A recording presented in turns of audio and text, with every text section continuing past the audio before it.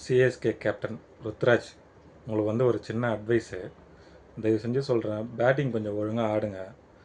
உங்களுக்கு வந்து பவுலிங்கை வந்து நல்லா சேஞ்ச் பண்ணி மாற்றி மாற்றி கொடுக்குறீங்க.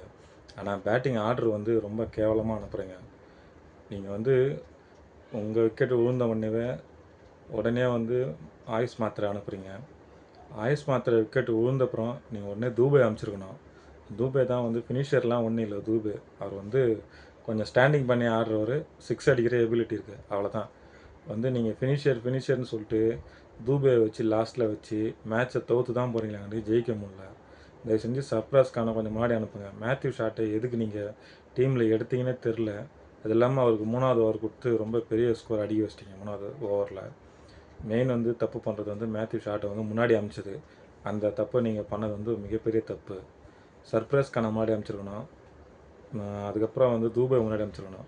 நீங்கள் ஃபினிஷர் ரோலில் வந்து டெவல் பிரேவர்ஸை மட்டும்தான் ஃபினிஷர் பண்ண முடியும்.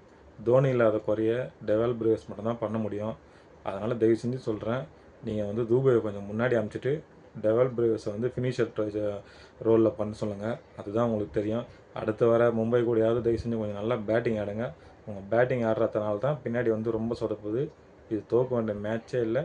கேப்டன்ஷிப் தவறு, பொறுப்பே இல்லாத பேட்டிங், அவ்வளோதான் நான் சொல்லுவேன்.